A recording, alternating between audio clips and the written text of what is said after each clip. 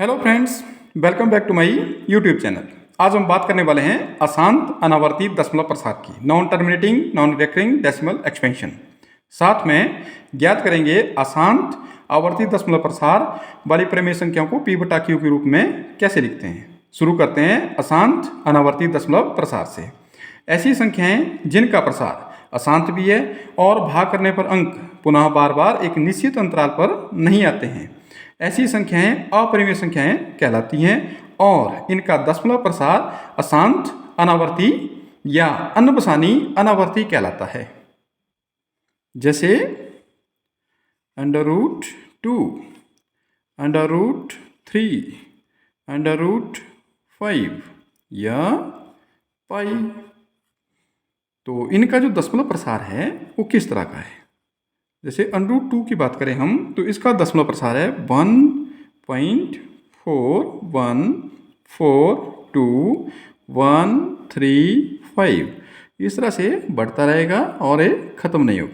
अगर हम पाई की बात करें तो पाई का दशमलव प्रसार जैसे हम इसे लिखते हैं 2/7 और इसकी जो वैल्यू अपनी सुविधा के लिए हम लिखते हैं 3.14, लेकिन ये भी खत्म नहीं होता है, आगे आता है 2857 और इस तरह से आगे बढ़ता रहता है। तभी तो इसे हम कहते हैं अशांत अनावर्ती या अन्वसानी अनावर्ती, non terminating non recurring decimal expansion, जो केवल अपरिमेय संख्या है, इरेशनल नंबर का ही होता है।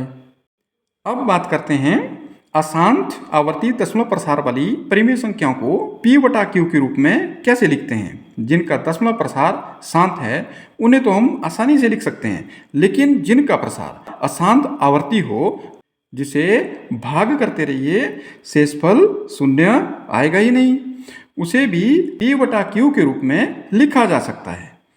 देखो कैसे। हमारे पास कोई प्रश्न है 0.666 यानी 6 बार बार रिपीट हो रहा है, तो हम इसे p बटा q के रूप में कैसे लिखेंगे। अगर शांत दशमलव भिन्न हो तो उसे हम आसानी से p बटा q के रूप में लिख सकते हैं, लेकिन अशांत आवर्ती दशमलव भिन्न non terminating recurring decimal expansion को p बटा q के रूप में कैसे लिखना है, आज हम यही सीखने वाले हैं। तो आंसर में लिखते हैं let x is equal to 0.666 dash dash लगा लेते हैं। इसे हम इस तरह से भी लिख सकते हैं x इज इक्वल टू 0.6 बार, क्योंकि एक ही अंक रिपीट हो रहा है इसलिए हम एक ही अंक के ऊपर बार लगाएंगे।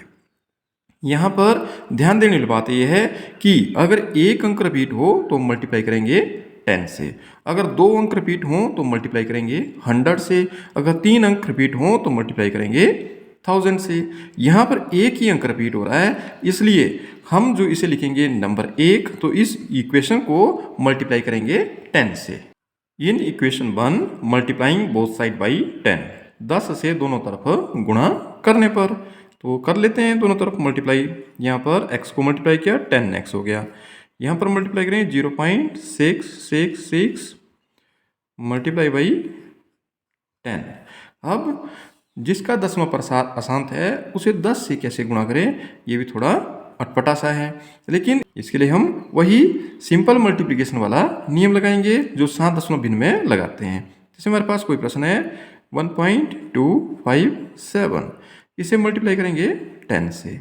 जब हम इसे 10 से मल्टीप्लाई करेंगे तो इसका आंसर क्या आता है। हम दशमलव बाद में लगाते हैं तो इस तरह से हम लिखेंगे 1257 मल्टीप्लाई बाई 10, तो यहाँ पर आ गया 12570, 12517। अब देखेंगे डेसिमल के राइट साइड को कितने डिजिट हैं, 1 2 3, 1 2 3, तो यहाँ पर हम डेसिमल लगा लेंगे। इस तरह से डेसिमल क्या है, एक अंक राइट साइड को बढ़ गया, आगे चला गया एक अंक। और अगर हमने इसे 100 से मल्टीप्लाई करना हो तब ये 2 अंक आगे बढ़ जाएगा। किस तरह से, देखिए 100 से मल्टीप्लाई करें तो यहाँ पर आएगा कुछ इस तरह से आएगा, और फिर 1 2 3, वही 3 डिजिट हमने राइट साइड को छोड़ने हैं तो 3 अंक छोड़ेंगे, तो इस तरह से, तो डेसिमल 2 अंक क्रॉस कर गया। तो वही नियम हम यहाँ भी अप्लाई करेंगे। तो इससे अभिप्राय क्या है कि डेसिमल एक अंक इधर को पड़ जाएगा, तो यहाँ पर आएगा 6.66 और 6 एक और लिख सकते हैं हम, क्योंकि यहाँ पर तो 6 बार बार आ रहे हैं। इस इक्वेशन का नाम हम सेकंड रख लेंगे। Number 2, subtract equation 1 from equation 2। समीकरण 1 को समीकरण 2 में से घटाने पर, तो लेफ्ट साइड का लेफ्ट साइड में लिखेंगे समीकरण 2। इक्वेशन सेकंड का जो लेफ्ट साइड है वह 10x और इक्वेशन 1 का लेफ्ट साइड है x इक्वल टू, तो इक्वेशन सेकंड है इसका right side 6.666 dash dash minus equation 1 का राइट साइड 0.666 डैश डैश। अब हम इन्हें घटा लेंगे, क्या लिखेंगे 9x और यहाँ पर घट के आएगा 6। कैसे, कुछ इस तरह से डैश डैश और यहाँ पर 0.6 डैश डैश डैश। तो डेसिमल के राइट साइड को डिजिट बराबर हैं तो यहाँ 0 0 हो जाएगा और यहाँ पर आएगा 6 सब्ट्रैक्ट करने पे। यहाँ पर क्या कर रहा है भाई, x 9 को मल्टीप्लाई कर रहा है तो इधर क्या करेगा, डिवाइड करेगा 6/9। 2 3 जा 6, 3 3 जा 9। आंसर आ गया 2/3 which is equal to p/q। इस प्रकार हम अशांत दशमलव भिन्न को भी p/q के रूप में लिख सकते हैं।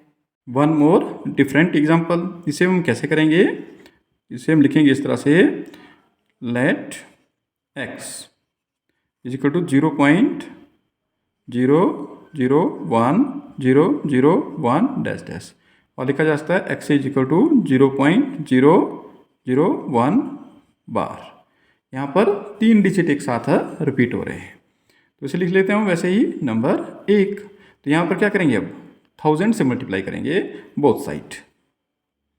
मल्टीप्लाइंग 1000 बोथ साइड, दोनों तरफ 1000 से गुणा करने पर क्या लिखेंगे 1000 और यहाँ पर लिखेंगे 0.001 डैश डैश मल्टीप्लाई बाई 1000। नियम आपको अभी हमने बताया, अभी हमने नियम इसका डिस्कस किया। तो उसमें क्या था कि अगर 1000 से मल्टीप्लाई करेंगे तो डेसिमल 3 अंक आगे निकल जाएगा राइट साइड को। तो यहाँ पर आएगा हमारे पास 1.001001। तो ये हमारे पास आ गई equation number second. Subtract equation 1 from equation second, तो वही बात कि पहले सेकंड इक्वेशन का जो लेफ्ट साइड है उसको लिख लेंगे और फिर इक्वेशन 1 का लेफ्ट साइड। यहाँ पर भी इक्वेशन नंबर सेकंड का राइट साइड लिखेंगे और फिर इक्वेशन 1 से राइट साइड लेंगे।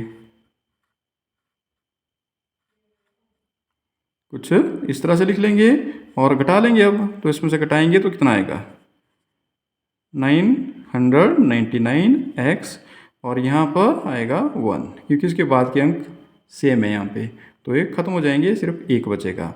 तो यहाँ पर x के साथ मल्टीप्लाई हो रहा है तो इधर ये डिवाइड करेगा। देखिए कितना सिंपल है, हो गया, ये इसका p/q है। वन मोर डिफरेंट एग्जाम्पल, 0.4777, यहाँ पर 7 रिपीट कर रहा है तो इसे कैसे लिखेंगे हम, इसे भी हम सिंपली उस तरह से करेंगे, let x is equal to 0.4777 और यहाँ लिख लेंगे हम x is equal to 0.47 bar. 7 के ऊपर बार लगेगी, एक ही अंक रिपीट हो रहा है तो इसलिए मल्टीप्लाई करेंगे हम 10 से। मल्टीप्लाइंग बोथ साइड बाई 10, दोनों तरफ 10 से गुणा करेंगे तो यहाँ लिखेंगे हम 10x और यहाँ पर आएगा 0.4777 डैश डैश मल्टीप्लाई बाई 10। तो मल्टीप्लाई करने पे 10x और डेसिमल एक अंक आगे बढ़ेगा राइट साइड को, तो यहाँ आएगा 4.777 इस तरह से और ये इक्वेशन नंबर हो जाएगी सेकंड। नियम वही, subtract equation 1 from equation second.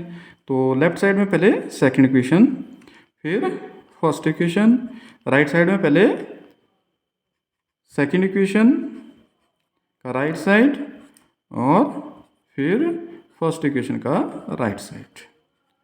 यहाँ पर थोड़ा सा डिफरेंट लग रहा है आपको, क्या डिफरेंट लग रहा है, देखिए यहाँ पर 4 है तो इसे सब्ट्रैक्ट कीजिए 4.777 और यहाँ पर 0.4777 यहाँ भी लगा लीजिए 7 और डैश डैश। अभी बढ़ तो 0 हो रहे हैं, लेकिन यहाँ पर 3 और यहाँ पर आ रहा है 4, तो यहाँ पर आंसर आ रहा है 4.3। तो x इज इक्वल टू 4.3/9। तो हम लिखेंगे 43/9 मल्टीप्लाई बाई 10। डेसिमल का लगा 1 और इसके बाद एक ही डिजिट था तो एक 0 लगा ली, तो आंसर आ गया 43/90। ये थोड़ा अलग है इनसे। अब हम बात कर लेते हैं ट्रिक्स की। अभी तक हमने बेसिक कंसेप्ट से इन प्रश्नों को हल किया। अगर हम ट्रिक्स से हल करना चाहें तो कैसे करेंगे? एग्जामिनेशन पॉइंट ऑफ व्यू से ट्रिक्स ही इंपॉर्टेंट होती हैं। तो ट्रिक्स क्या है इसकी? एक अंक रिपीट हो रहा है तो लिखेंगे 6/9। यहाँ पर 3 अंक रिपीट हो रहे हैं तो लिखेंगे 1/99।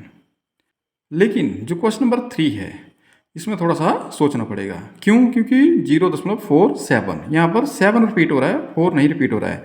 तो हमने देखा था जब हमने इसका बेसिक कंसेप्ट किया था, वो सीखना बहुत ज़रूरी है।